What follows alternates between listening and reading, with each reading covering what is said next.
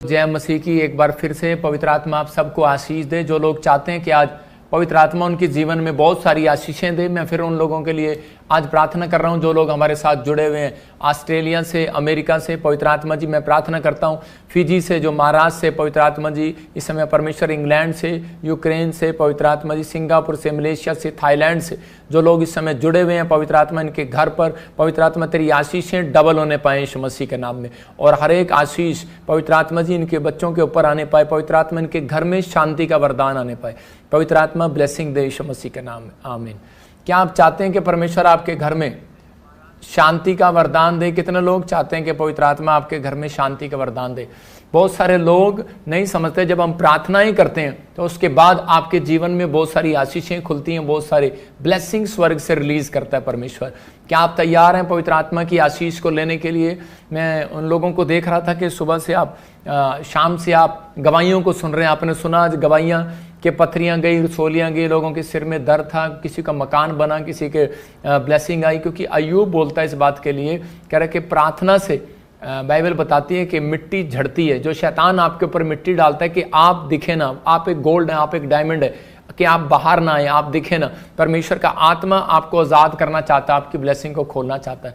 क्या आप तैयार हैं पवित्र आत्मा आपके जीवन में बहुत सारी भरपूरी दे, बहुत सारी आशीषों को दे?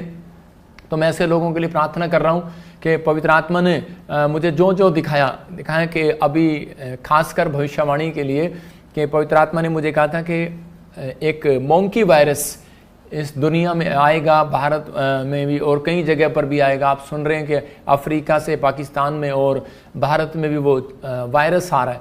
मैं फिर देख रहा था ऐसे कि बहुत सारे वायरस लोगों के ऊपर टच कर रहे हैं और लोग प्रॉब्लम में जा रहे हैं, बीमार पड़ रहे हैं। लेकिन परमेश्वर के आत्मा ने जो लोग विश्वास कर रहे हैं, उसी समय परमेश्वर के आत्मा ने एक हाथ बढ़ाया और उसी समय लोगों को चंगा किया। इसका मतलब जब मैंने एक दर्शन देखा तो उसी समय वो हाथ ने उन व्यक्तियों को उसी समय सुरक्षा दिया और उसी समय परमेश्वर ने उस वायरस को ख़त्म किया।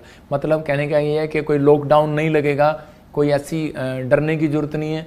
लेकिन ये वायरस आया है, लेकिन ये चेतावनी है कि यीशु मसीह बड़ी जल्दी बादलों पर आने वाला है। और प्रभु ने मेरे को दिखाया कि मैं कुछ भविष्यवाणियाँ कर रहा हूँ उन लोगों के लिए। प्रभु के आत्मा ने मुझे दिखाया अबलबा शबलबा। मैं जब प्रार्थना कर रहा था कि मैंने संडे को भी बताया कि मैंने चाइना को बड़े गुस्से में देखा और उसी समय भारत पर आक्रमण कर दिया, तो उसी समय बहुत सारी प्रॉब्लम आ गया। मैं फिर उन लोगों के लिए देख रहा था कि बहुत सारे लोग जो है सड़कों पर निकल रहे हैं। मैंने बताया था और फिर बता रहा हूँ कि बहुत सारे लोग जगह जगह पर सड़कों पर निकल रहे हैं। और मैंने देखा कि वो यूएसए में, मैंने देखा ऐसे अफ्रीका में और ऐसे कई जगह पर देखा, जैसे मुस्लिम कंट्रियों में, खासकर पाकिस्तान में और इंडिया में, तो ऐसे जगह जगह पर। और आप सुन भी रहे हैं कि अभी लोग आरक्षण के लिए निकल रहे हैं। लेकिन मैं कुछ लोग सुनना चाहते हैं कि क्या होगा क्या नहीं होगा। मैं उन लोगों को बता रहा हूँ कि जो आरक्षण के लिए फ़ाइट कर रहे हैं, फ़ाइट करना आपका फ़र्ज़ है। SC ST के लिए, जो भी कोई आप अपने जाति के लिए, अपनी हर चीज़ के लिए आप डिमांड के लिए, नौकरियों के लिए आप आरक्षण मांग रहे हैं, जो भी आप कर रहे हैं, परमेश्वर का आत्मा उनके लिए चाहता है कि वचन के साथ मैं बता रहा हूँ कि बाइबल बोलती है कि जय तो यहोवा की ओर से मिलती है। मतलब कि कईयों को घोड़ों पर भरोसा है, अपने रथों पर भरोसा है, लेकिन बाइबल बोलती है कि हमें तो अपने परमेश्वर पर भरोसा है। मतलब जय तो यहोवा की ओर से मिलती है। तो इसका मतलब बहुत सारे लोगों को भरोसा है कि हम आरक्षण करेंगे, बहुत सारे लोगों को है कि हम बहुत सारी चीज़ों में फ़ाइट करेंगे, हम सिफारिश लेकर जाएंगे जॉब के लिए, हम अपने मांगों के लिए हम ये करेंगे। ये एक राइट बनता है आपका, क्योंकि बाइबल में लिखा जो परमेश्वर का है परमेश्वर को दो, जो सरकार का है वो सरकार को दो।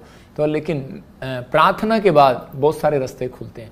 तो मैं ऐसे लोगों के लिए प्रार्थना करना चाहता हूँ कि अभी इसी समय भारत के लोगों के लिए, बिहार के खासकर पटना के लोगों के लिए जो इस समय लाइव जुड़े हुए हैं, और जो भी कोई इस समय कहीं से भी, यूपी से, बिहार से, महाराष्ट्र से कोई भी देख रहा है मुझे, मैं सब स्टेट के नाम लेकर प्रार्थना कर रहा हूँ कि परमेश्वर इनकी मांगों को पूरा कर, परमेश्वर इनके जीवन में कार्य कर, इनको आशीष दे यीशु मसीह के नाम में।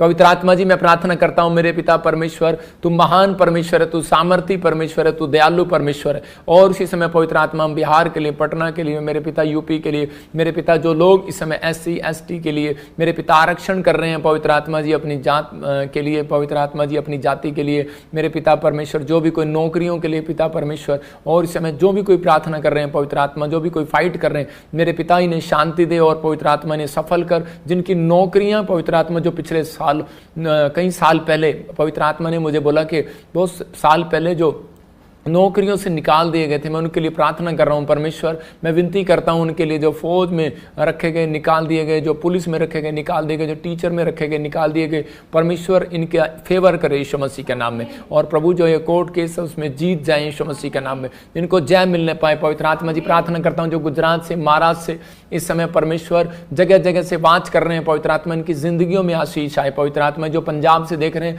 जो जम्मू से देख रहे हैं, इस समय लुधियाना से और जलगांव से देख रहे हैं, पूना से देख रहे हैं पिता परमेश्वर, फरीदकोट से, फिरोजपुर से, मैं इस समय अपनी ब्रांचों के लिए प्रार्थना करता हूं। जो इस समय पवित्र आत्मा संभालका से देख रहे हैं, जो इस समय परमेश्वर पानीपत से देख रहे हैं, दिल्ली से, फरीदाबाद से और उड़ीसा, छत्तीसगढ़ से, महाराष्ट्र से, गोवा से, कर्नाटक से, उड़ीसा से, इस समय पवित्र आत्मा झारखंड से, रांची से, सिमडिगा से पवित्र आत्मा जी मेरे पिता परमेश्वर हर जगह से जो देख रहे हैं, इस समय वाच कर रहे हैं, केरला से मेरे पिता परमेश्वर, कर्नाटक से, बेंगलोर से पवित्र आत्मा इनकी जिंदगियों में आशीष दे पवित्र आत्मा जी। मेरे प्रभु आज से ये बढ़ते फूलते चले जाए, इनके जीवन में आशीष आने पाए यीशु मसीह के नाम में। और प्रभु मैं प्रार्थना करता हूं पवित्र आत्मा ये सच में तेरे हाथों के साथ पवित्र आत्मा आशीष पाए, बड़ी ब्लेसिंग इनके चेहरे पर आने पाए और ये सच में आज से पवित्र आत्मा बड़ी बड़ी ब्लेसिंग को देखने पाए यीशु मसीह के नाम में, आमीन। मैं फिर कह रहा हूं कि उन लोगों के लिए जो फाइट कर रहे हैं, कहीं से भी मुझे देख रहे हैं, जनाला ब्रांच से, जो यूपी से, इसी समय आसाम से देख रहे हैं, जो इस समय बरनाला से देख रहे हैं, जो इस समय पटियाला, राजपुरा, बठिंडा से आप स्क्रीन पर देख रहे हैं, भुवनेश्वर से, जो इस समय हमारे पास फोटोएं आ रही हैं, छत्तीसगढ़ से, साइप्रस से और इसी समय Australia, America, England, Faridkot, Fatehabad, Firozpur से जो ब्रांचें हैं, हर संडे, हर वीरवार ये इकट्ठे होते हैं और परमेश्वर इन्हें ब्लेसिंग दे। और इसी समय हिसार से जो ब्रांचों में जो देख रहे हैं, फतेहाबाद से, परमेश्वर का आत्मा इनकी ज़िंदगियों में काम करे। जो दुबई में ब्रांचों में जा रहे हैं, आप देख रहे हैं सबको, फिजी में, यूएसए में ब्रांचों में इकट्ठे हो रहे हैं, हांगकांग में, प्रभु इनके जीवन में काम कर रहा है। इजराइल में, मॉरिशस में, कहीं से भी जो लोग इस समय सिडनी से, अमेरिका से, कहीं से वाच कर रहे हैं, परमेश्वर का आत्मा इन्हें आशीष दे। मैं चाहता हूं कि आप अपने हाथों को उठाएं और परमेश्वर का आत्मा आपकी जिंदगियों में काम करे। और इसी समय अपने हाथों को उठाओ और पवित्र आत्मा आपकी जिंदगी में बहुत सारी ब्लेसिंग दे यीशु मसीह के नाम में। पवित्र आत्मा जी मैं प्रार्थना करता हूं मेरे पिता परमेश्वर, जो ऑनलाइन व्यूअर है, इनके जीवन में आज से परमेश्वर बड़ी बढ़ोतरी होने पाए यीशु के नाम में, आमीन आमीन। जो लोग प्रार्थना कर रहे थे हाथ उठाकर, इस समय परमेश्वर का आत्मा उनके जीवन में काम कर रहा है। और प्रभु ने मेरे को दिखाया जिनके नाम SNRGPTL और V से हैं, वो 3 महीने के अंदर प्रभु के आत्मा ने मुझे कहा कि वो बड़ी बड़ी फाइट को जीतेंगे। मतलब कि कोई संघर्ष कर रहे हैं, आपकी जीत होगी इस साल के अंदर। आइए हम परमेश्वर के कलाम में जाएंगे। क्या आप चाहते हैं कि परमेश्वर का कलाम आपकी जिंदगी में आशीष दे? बहुत सारे लोग चाहते हैं कि परमेश्वर मुझे आशीषें दे और बहुत सारे लोग जो हैं स्वर्ग जाना चाहते हैं। लेकिन याद रखना, एक शराबी व्यक्ति को भी पूछ लो तुझे स्वर्ग जाना है, तो वो ये कहेगा कि हाँ मुझे स्वर्ग जाना है, मुझे स्वर्ग जाना है, मुझे स्वर्ग जाना है। ये नहीं कहेगा कि मैं शराब छोड़ दूं। लेकिन प्रभु का आत्मा आज आपको बता रहा है कि वचन है, आज का टॉपिक है स्वर्ग का मुकुट किसको मिलेगा। बाइबल बताती है उस बात के लिए कि स्वर्ग का मुकुट उस व्यक्ति को कभी नहीं मिलेगा जो लालच करता है। आज का हमारा टॉपिक है कि स्वर्ग का मुकुट किसको मिलेगा। स्वर्ग का मुकुट कह रहा है कि स्वर्ग का मुकुट उसको मिलेगा, कह रहा है कि जो किसी तरह का लालच नहीं करेगा। 3 तरह के पाप आपको स्वर्ग से आशीष पाने से रोकते हैं। बाइबल बताती है इस बात के लिए, वो आप लिख सकते हैं। व्याभिचार, इसने गलत लिखा है, व्याभिचार, लालच और अशुद्ध चीजें। मतलब कि ये 3 चीजें जो हैं आपकी लाइफ में, वो आपको कभी भी आगे स्वर्ग जाने से स्वर्ग जाने से रोकती हैं। हमेशा ये 3 चीजें आपको स्वर्गीय आशीष लेने से रोकती हैं। मैं फिर कह रहा हूं उन लोगों को कि स्वर्ग से आशीषें आती हैं एक व्यक्ति के जीवन में हर बार, लेकिन पवित्र आत्मा उन लोगों के जीवन में आशीषें रोक देता है। बहुत सारे लोगों का क्वेश्चन है कि मैं अपनी लाइफ में जब प्रार्थना करता हूं, परमेश्वर इतनी बाइबल पढ़ता हूं, इतना मैं सब कुछ करता हूं, लेकिन इतना दान भी देता हूं, इतना भेंट भी देता हूं, लेकिन बहुत सारा, लेकिन परमेश्वर मेरे जीवन में आज भी आशीष क्यों नहीं है? तो ये बात आप लिख लें। 3 तरह के पाप आपको स्वर्ग से आशीष पाने के लिए रोकते हैं। मतलब कि ये एक व्याभिचार, एक लालच और अशुद्ध चीजें, नशा, जो 2 अभी आपने अभी बच्चों के एक्ट देखा, वो क्या था कि एक वो व्याभिचार के ऊपर था और एक लालच के ऊपर था, नशे के ऊपर। कि हम बहुत बार जो है नशे में पड़े रहते हैं, लालच में पड़े रहते हैं, लेकिन बहुत सारे लोगों को नहीं मालूम जो लालच से दूर रहेगा स्वर्ग का मुकुट उसको मिलेगा, स्वर्ग की आशीषें उसको मिलेगा।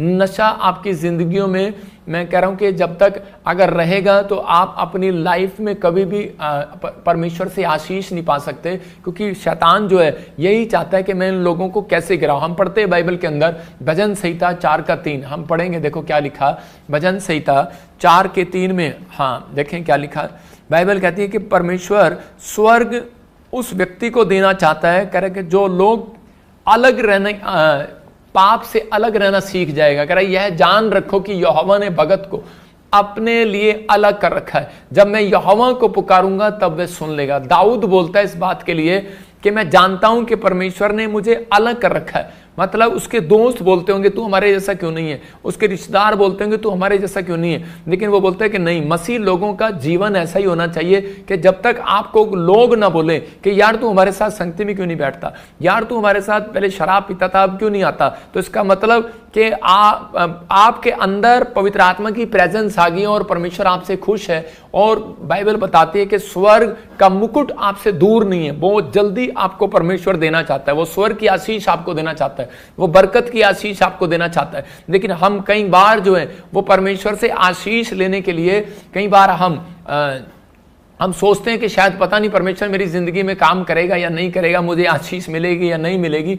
आदमी बोलता था, एक आदमी था वो बोलता था बार बार कि किसने देखा स्वर्ग, किसने देखा नरक। मतलब आज बहुत सारे लोग विश्वास नहीं करते स्वर्ग और नरक के बारे में, वो लोग बोलते हैं किसने देखा स्वर्ग, किसने देखा नरक, तो हम इन चीज़ों में हम पढ़ेंगे नहीं। लेकिन पवित्र आत्मा ने उसके जीवन में काम किया, उसको एक तकलीफ में लेकर गया। मैं आपको बताता हूँ, शैतान ने उसको एकदम से बहुत सारी तकलीफें दिया उस आदमी को। वो खाता था, पीता था, शराब पीता था, ऐशो आराम करता था। उसकी बहन उसके सामने मर गई, उसका भाई उसके सामने मर गया, उसका बच्चा जिस दिन उसके सामने मरा तो उसको उस दिन ठेस पहुंची और वो उस दिन संसार से अलग हो गया। और वो कहने लगा परमेश्वर के क्या बात है कि मैं परमेश्वर, मैं इतनी शराब पी रहा हूं, इतना कुछ कर रहा हूं, लेकिन मेरे को पता ही नहीं था कि जीवन थोड़े दिन का है। उसके सामने सामने जवान भाई बहन मर गए, उसके सामने सामने जवान बच्चा मर गया, कुछ नहीं हुआ, कोई शराब नहीं पीता था, कुछ नहीं करता था। लेकिन उसी समय परमेश्वर ने उससे बात किया, उसने कहा कि मैंने तेरे ऊपर दया किया हुआ है, अपने मुकुट को संभाल कर रख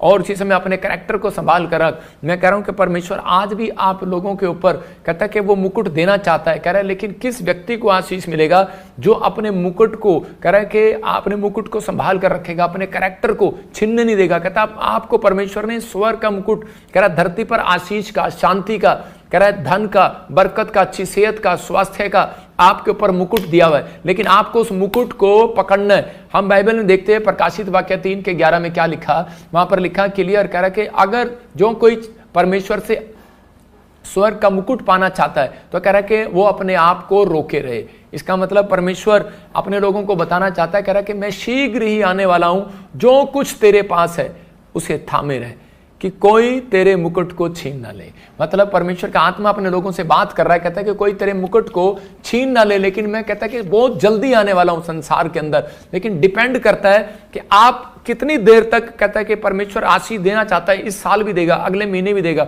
हो सकता है आपके पास बच्चा ना हो सकता है आपके पास नौकरी ना हो, कोई चंगाई ना हो, कोई आशीष ना हो आपके घर में, कोई घर में कोई टीवी ना हो, कोई फ्रिज ना हो, कोई भी घर ना हो, किराए के मकान पर रहते हो, लेकिन पवित्र आत्मा आपसे बात कर रहा है, कहता है कि कह रहा है जो कुछ तेरे पास है उसे थामे रहे। मतलब जो कुछ आपके पास है उसे थामे रहो। आपके पास कहता है कि, लेकिन कहता है हो सकता है आपके पास कुछ नहीं है, लेकिन आप दूसरे को देखकर जलते रहते हैं। आप कहते हैं कि नहीं परमेश्वर इसको आपने ज्यादा दिया है, इसको बड़ी नौकरी दी है, इसको बड़ा अभिषेक दिया, इसको बड़ा कह रहा है कि प्रॉफिट का गिफ्ट दिया है, लेकिन प्रोफेसी का गिफ्ट दिया, लेकिन परमेश्वर मुझे कुछ नहीं दिया। हो सकता है आपके पास बड़ी बुद्धि हो, लेकिन आपके सामने वाले के पास बुद्धि ना हो और वो चिंता कर रहा हो, लेकिन परमेश्वर का आत्मा कह रहा है जो कुछ है तेरे पास उसमें संतुष्ट रहे, उसे रोके रहे। मतलब अपने दिमाग को, अपने विचारों को, अपने मन को कंट्रोल में कर, कहता है कि ताकि तेरा कोई मुकुट न छीन ले। इसका मतलब शैतान आपकी स्वर्गीय आशीष और धरती की आशीषों को, मुकुट जो है वो छीनना चाहता है, वो आपकी आत्मिक आशीष छीनना चाहता है, क्योंकि उसको मालूम है, कह रहा है कि अगर ये थोड़ी चिंता करेंगे, थोड़ी परेशानियों में जाएंगे, थोड़ी समस्या में जाएंगे, तो उसी उसी समय कह रहा है कि ये परमेश्वर को छोड़ देंगे। और उसी समय अय्यूब के जीवन में जब चिंताएं थी, उसके 10 परिवार के लोग जब मर गए, उसके ऊंट मर गए, मैं कह रहा हूं उसके बैल मर गए, और उसी समय उसके फाइनेंस में जब प्रॉब्लम आ गया, उसकी पत्नी भी छोड़कर चली गई, मतलब आत्मिक होते होते भी वो एक संसारिक औरत बन गई। लेकिन उसी समय अय्यूब अपने खराई पर बना रहा और टिका रहा, अपने फैसले पर अडिग रहा। और मैं कह रहा हूं कि परमेश्वर ऐसे लोगों से प्यार करता है कि जो अपने विचारों में पक्के रहते हैं कि नहीं पवित्र आत्मा, मैं हमेशा विश्वास में बना रहूंगा और तेरे साथ चलता रहूंगा। प्रभु का आत्मा बात करता है ऐसे लोगों से, आशीष देना चाहता हूं उन लोगों को कि नहीं, मैं इन लोगों की जिंदगियों में काम करूंगा और ब्लेस करूंगा और उन्हें आशीर्वाद दूंगा। हम बाइबल में देखते हैं इफिसियों के 5 में कि बहुत सारे लोग नहीं जानते, कह रहा है ये 3 तरह के पाप जो है आपको कभी भी आशीषित नहीं होने देते, कभी भी आपको स्वर्ग की आशीष लेने नहीं देते, आपको दूर करते हैं परमेश्वर की आशीषों से। तो बाइबल बोलती है इफिसियों 5 में, क्योंकि तुम यह जानते हो कि किसी व्यभिचारी या अशुद्ध जन या लोभी मनुष्य को कह के स्वर्ग में मिरास नहीं है उसकी, स्वर्ग में मिरास, स्वर्ग में जगह नहीं है उसकी। लेकिन यहां पर तीनों को क्या कहा, लालच को सबसे बड़ा पाप क्यों बताया गया? क्योंकि बहुत सारे लोग सोचते हैं शायद कि लालची है, ये पैसे के लालची है। पैसे के लालची नहीं कहता है कि ज्यादातर कहता है कि जो व्यक्ति किसी भी चीज का लालच करता है, शराब का लालच, लड़की का लालच, तीसरा कहता है कि मूर्तियों का लालच, कहता है कि अगर आप मूर्ति पूजा छोड़कर, कहता है मिस्र देश को छोड़कर इजराइल में आ गए हो, लेकिन आपने क्या किया, लेकिन आज भी आप उस चीज में पाप में पड़े हुए, उसका लालच कर रहे हैं, तो उसी समय परमेश्वर का आत्मा बोलता है वो मूर्ति पूजा के बराबर है। आप समझते हैं कि नहीं? बेशक आप आत्मिक बन गए, आपने बैप्टिज्म ले लिया हो, लेकिन आपने बहुत सब कुछ कर लिया हो, लेकिन आज भी कई लोग मिस्र की मूर्तियों के बराबर हैं। याद रखना, क्योंकि परमेश्वर का वचन बोलता है, कहता है कि लोभी मनुष्य की विरास नहीं है, जगह नहीं है, मिरास नहीं है, परमेश्वर उसको पसंद नहीं करता। बहुत सारे लोग बोलते हैं कि पता नहीं परमेश्वर मेरी आशीषें क्यों रुकी हुई हैं, क्योंकि आप लोग आज से कहते हैं कि घमंड करते हैं और कहते हैं कि परमेश्वर हमने तो सब कुछ छोड़ दिया, अब तो हम अशुद्ध चीजों को ढूंढते नहीं है। लेकिन हमारे अंदर जब लालच की बातें चलती हैं, तब हम कई बार कहता है परमेश्वर की आशीषों से वंचित हो जाते हैं और परमेश्वर हमसे नाराज हो जाता है। मैं बाइबल से बता रहा हूं कि याकूब की पत्नी लालच करती थी और उसके अंदर एक लालच भरा हुआ था कि वो अपनी लाइफ में जो राहेल थी उसको, वो मूर्ति पूजा के देश से जुड़ी हुई थी और उसी समय उसके अंदर एक लालच था, क्योंकि उसकी मूर्तियों पर जो है वो गोल्ड की चीजें लगी हुई थी। और जब वो गोल्ड की चीजें लगी हुई थी तो वो उसी समय वो भूल गई कि एक दिन के वो प्रेग्नेंट है। तो उस समय जब याकूब को उसके मामा लोबान ने पूछा, मतलब उसके राहेल के जब बाप ने पूछा कि वो मूर्तियां कहाँ पर हैं, कहता है कि तेरे कोई चुरा कर ले आया। और उसी समय वो इतना प्यार करती थी उनसे, मतलब सोने से, और उसी समय वो सोने की मूर्तियों को उसके साथ, याकूब के साथ लेकर जाना चाहती थी जाते हुए अपने घर पर, अपने ससुराल में। लेकिन उस समय में उसने पूछा याकूब से कि वो मूर्तियां कहाँ पर हैं और तू चोरी करके लाया। तो उसी समय याकूब भी अपने आप को रोक नहीं पाया। मैं लोग बता रहा हूं कि उन बात के लिए कुछ बातें हमारे जीवन में, हमारे बोल हमें अशुद्ध करते हैं, कई बार हमारे मन के बहम हमें अशुद्ध करते हैं, कई बार हमारे विचार हमें शुद्ध करते हैं। लेकिन यहां पर कह रहा है कि इसकी जुबान ने, याकूब की जुबान ने उसकी पत्नी को शुद्ध कर दिया। और कह रहा है कि यहां पर नेगेटिव बोल दिया। और उसकी जब पत्नी के पास जब उसका बाप आया तो उसी समय वो क्या प्रेग्नेंट थी और वो अपनी साड़ी समेत उसके ऊपर बैठ गई, मूर्तियों के ऊपर। वो कहने लगी कि नहीं डैडी, यहाँ पर तो कोई मूर्ति नहीं है। तो उसी समय उसने कहा उठ, यहाँ देखने दे। उसने कहा मैं प्रेग्नेंट हूं, मैं उठ नहीं सकती। तो उसी समय वो छोड़कर चला गया। लेकिन एक झूठ और उसका लालच परमेश्वर को ने उसके ऊपर क्रोध किया इस बात के लिए। और उसी समय कहता है कि लेकिन कई बार जब हमारे जीवन में कोई नेगेटिव बातें आती हैं, बुरे विचार आते हैं, या फिर कई बार खराब परिस्थितियां आती हैं, तो उसी समय हम अपने आप को रोक नहीं पाते। और ये इतने गुस्से में आ गया। याकूब ने कहा, कह रहा कि जिसने भी कोई ये पाप किया हो, किसने भी तेरी मूर्तियों को चुराया हो, कहता है चोरी की हो, कहता है वो मर जाए। और उसी समय वो नहीं जानता था कि उसी की पत्नी वो मूर्तियां चुरा लाई है। और उसी समय थोड़े दिन के बाद जब उसने बच्चे को पैदा किया तो पैदा करते ही वो औरत मर गई। लेकिन याकूब को बाद में समझ में आया कि मेरी पत्नी का लालच, कह रहे एक गोल्ड का लालच, कहते कि वो मूर्तियों का लालच, कहते उस मेरी पत्नी की जान ले गया। लेकिन बाद में वो शर्मिंदा हुआ, कहता कि मैं ऐसी परिस्थितियों में मैंने क्या किया। ऐसी परिस्थितियों में जब कोई बीमारी आती है, जो कोई कर्जा आता है, कोई बैड न्यूज आती है, तो उसी समय हम अपना भरोसा परमेश्वर से हटाकर हम उसी समय ऐसा ध्यान कर लेते हैं और नेगेटिव हो जाते हैं। और शैतान चाहता है इनके मुकुट को छीन ले, इनके विचारों को छीन ले, जो उन्होंने फैसला लिया है कि मैं अब गंदे विचार मुंह से नहीं बोलूंगा, मैं अब नेगेटिव बातें नहीं बोलूंगा, मैं अब पॉजिटिव रहूंगा, मैं अब बुरे विचार में नहीं जाऊंगा, बुरी संगति में नहीं जाऊंगा, तो वो आपको छीनना चाहता है उस चीज से। जो आपने समर्पण किया वो आपके समर्पण को छीनना चाहता है। जब आपने बैप्टिज्म लिया, अंगीकार किया, तो आपके अंगीकार को छीनना चाहता है। तो उसी समय उसने उससे छीन लिया और ऐसी परिस्थिति उसके सामने लाया कि उसने गुस्से में नेगेटिव बात बोली और उसी का मुंह जो है अशुद्ध हो गया। मैं कह रहा हूं कि आज हो सकता है आप किसी चीज को उठा रहे हो और वो अशुद्ध हो। मैं कह रहा हूं कोई व्यक्ति खाना खा रहा हो और अशुद्ध हो, लेकिन मैं कह रहा हूं कि वो अशुद्ध चीजें और अशुद्ध हमारे मुंह के बोल भी हमें कई बार अशुद्ध कर देते हैं। और जब उसने अशुद्ध चीजें अपने मुंह से निकाली, अशुद्ध बातें अपने मुंह से निकाली, उसी समय उसकी पत्नी मर गई। बहुत सारे लोग अपनी जीवन में यही गलतियां कर बैठते हैं। आज कई लोगों पर जब कोई समस्या आती है, तो कोई बीमारी, कोई और उसी समय कोई कर्जा या कोई समस्या आती है, तो वो अपने भगवान को भी कोसने लगते हैं, वो अपने रिश्तेदारों को कोसने लगते हैं, अपने बड़ों को कोसने लगते हैं, नेगेटिव बातें बोलने लगते हैं। कर्जा जब आएगा, जब पैसे की घटी होगी, तो आदमी गुस्से में आएगा और अलग अलग चीजें बोलेगा। मतलब शैतान का एक विचार होता है कि मैं इस व्यक्ति को पाप में कैसे डालूं। इसका मतलब कि आत्मा एक आत्मा है, उसका नाम है लालच करने वाली आत्मा। मतलब वो लालच करने वाली आत्मा पीछा करती है। एक बार एक आदमी शराब पीता था और उसी समय जब भी आकर वो अपने कपड़े रात को खूंटी पर टांगता, तो उसकी जेब में से हजारों रुपए चोरी हो जाते। और उसी समय वो 2 बार 3 बार 4 बार देखा उसने। एक दिन वो तंग आ गया और कहने लगा, कहता है जिसने मेरी कह के उसको इतना प्यार था पैसों से, और उसकी पत्नी को भी इतना प्यार था पैसों से, और उसी समय उसकी पत्नी उसके पैसे निकाल लिया करती थी, और वो अपने पैसों को लेकर शराब से इतना प्यार था, इतना लालच था उसको शराब का कि उसको शराब पीनी है। उसका मोह लगा हुआ था। और इसी समय जब उसने देखा कि मेरी जेब में एक भी रुपया नहीं है, पहले तो 1000 जाते थे, एक दिन उसकी जनानी ने सारी मुट्ठी भर के निकाल लिए, तो उसी समय उसको गुस्सा आ गया और उसने कहा, कहता है कि जिसने भी मेरे पैसे निकाले हो, चोरी की हो, कहता है कि उसकी टांग टूट जाए। और उसी समय जब वो शराब पी के वापस आ रहा था, तो उसकी पत्नी रिक्शे पर टांग लटकाई आ रही है और उसी समय दूर से देख रही है और उसी समय चिल्लाती आ रही है। तो उसका पति कह रहा है, कहता है भगवान ये कैसे हो गया। उसने कहा तेरे मुंह की वजह से हो गया, तेरे अशुद्ध बोल की वजह से हो गया, तेरे उन कह रहे कि नेगेटिव बातों की वजह से हो गया। मतलब आज बहुत सारे लोग जो है नेगेटिव हो जाते हैं। बहुत सारे लोग सोचते हैं कि शायद मैंने अशुद्ध चीजों को छोड़ दिया है, मैं अब अशुद्ध नहीं हो सकता, लेकिन आपके अंदर विचार जो है शुद्ध करते हैं आपको, अंदर का मन आपको शुद्ध करता है। इसलिए यीशु मसीह बोलता है कटोरा, कहता है बाहर से नहीं, कहता है अंदर से मांज के खाया जाता है। खाना जो है आप खिचड़ी उसके अंदर डालोगे तो अंदर से मांजोगे, बाहर से अगर ना भी मांजोगे तो भी चलेगा। तो इसका मतलब आपको अपना बाहरी रूप नहीं मांजना। जब चर्च में आते हैं तो हम बोलते हैं जय मसीह की, और अंदर चलता है आगे जाके इसकी टांग टूट जा,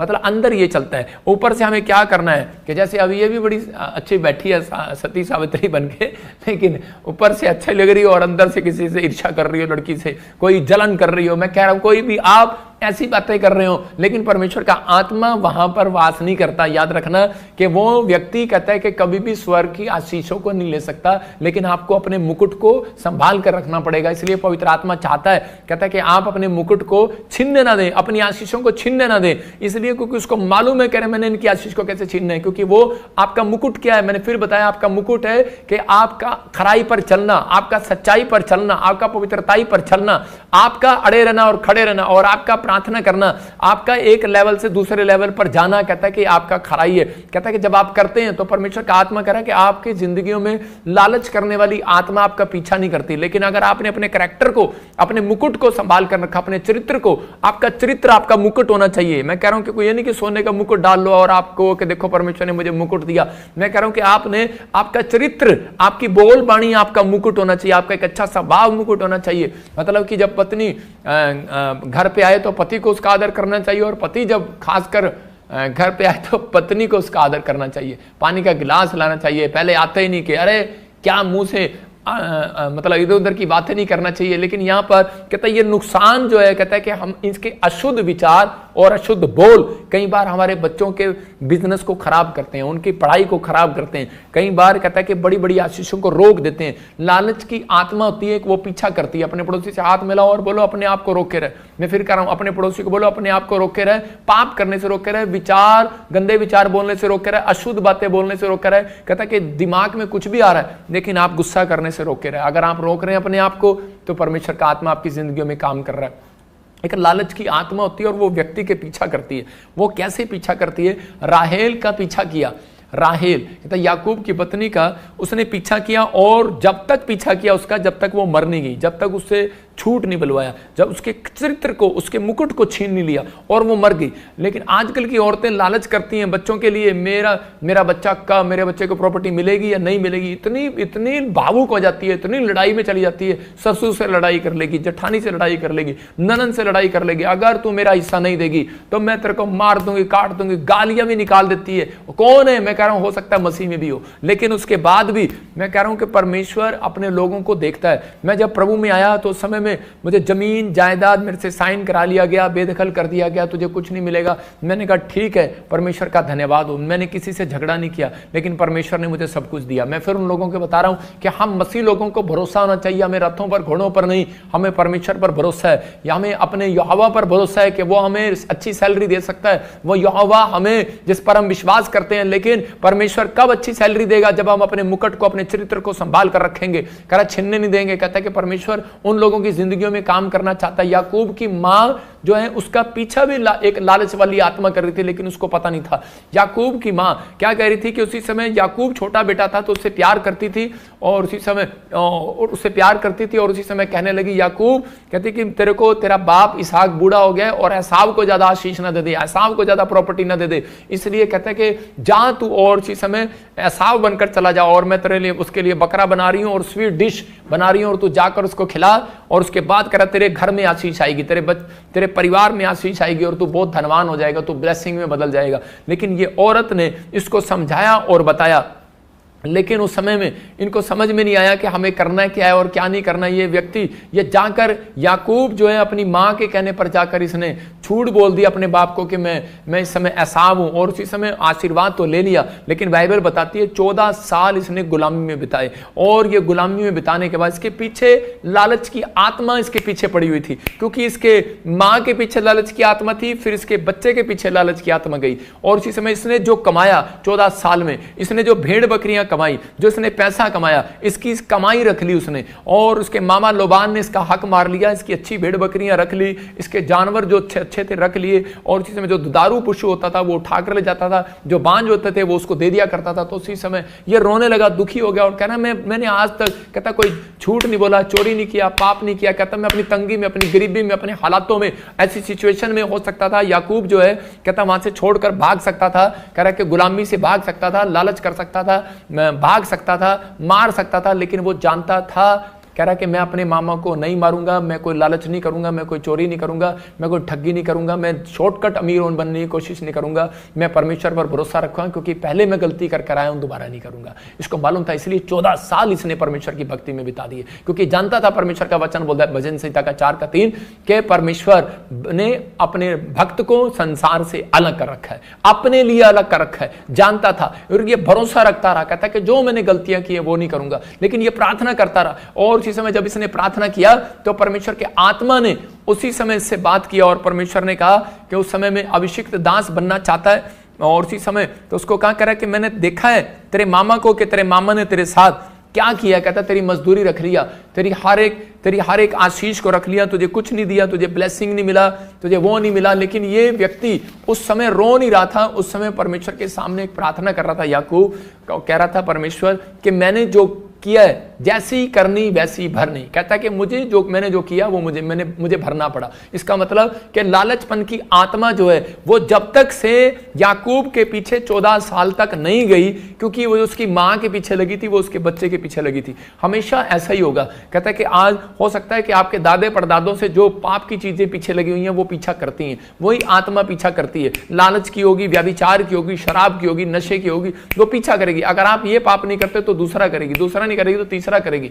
आपको उस समय परमेश्वर के सामने जाना है। याकूब जो है परमेश्वर के सामने गया और रोया और प्रार्थना किया, और परमेश्वर ने कहा याकूब मत रो, मैंने देखा है, कह रहा कि तेरे मामा लोबान ने तेरे साथ किया है, लेकिन कहता है मैंने ये भी देखा है तूने अपने भाई एसाव के साथ क्या किया था। कहता है इसलिए कहता है कि मैंने तेरे को इस गुलामी में जाने दिया, और कहता है कि लेकिन अब कहता है कि दुनिया देखेगी मैं तेरे साथ कितनी बड़ी भलाई को करूंगा। और परमेश्वर ने उसके साथ भलाई को किया, और परमेश्वर ने उस दिन से उस व्यक्ति को बढ़ाया जिस दिन से उसने प्रार्थना किया कि परमेश्वर ये लालचपन की आत्मा मेरे पीछे से जाए। जितना मैं कमाता हूं मेरे बैंक में बरकत नहीं आता। हो सकता है आप कह रहे होंगे परमेश्वर मैं कमाता हूं मेरे घर में जुड़ता नहीं है, मैंने टीवी लेने की सोचता हूं, घर बनाने की सोचता हूं, लेकिन बनता नहीं है। कोई ना कोई मुसीबत ऐसी आ जाती है, पैसा वहां इन्वेस्टमेंट करना पड़ता है। लेकिन उसी समय परमेश्वर का आत्मा कह रहा है जब आप पश्चाताप करेंगे परमेश्वर कि मैं अगर कहीं लालची हूं, किसी बात में, कोई शराब के नशे में या फिर कोई व्यभिचार में या फिर कोई किसी बात में या कोई शुद्ध बात मेरे मन से निकल रही हो, मेरे विचारों से निकल रही हो, माफ कर परमेश्वर। मैं कह रहा हूं कि उसी समय आपकी चीजें जुड़ने लगेंगी, सेविंग होने लगेंगी। जितने आमीन बोल रहे हैं मैं कह रहा हूं उनकी चीजें सेविंग हो रही हैं यीशु के नाम में।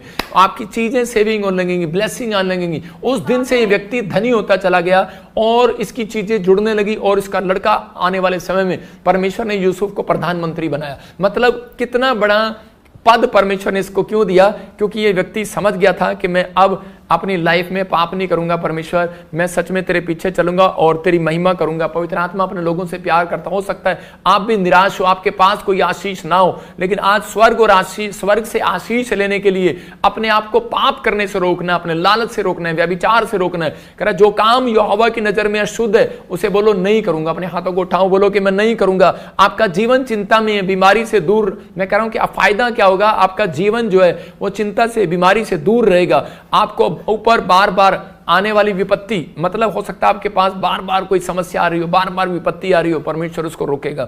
याद रखना, आप अपने मुकुट को रोक के रखना, परमेश्वर उस कर्जे को रोकेगा, उस बीमारी को रोकेगा, उस शैतान के कामों को रोकेगा। उसी समय रोकेगा जो आपको घट रहा है, आप घट रहे हो, उसी समय रोकेगा उस शैतान को, आपको बढ़ाएगा और शैतान को रोकेगा। लेकिन बस आपने अपने अंदर ये बात पैदा करनी है कि हाँ परमेश्वर कि मैं अपने आप को इस समय रोके रहूंगा। कर्जे के शराब को खत्म करेगा और धन को पैदा करेगा। मतलब कि धन देने वाली सामर्थ को पैदा करेगा परमेश्वर आपके हाथों पर।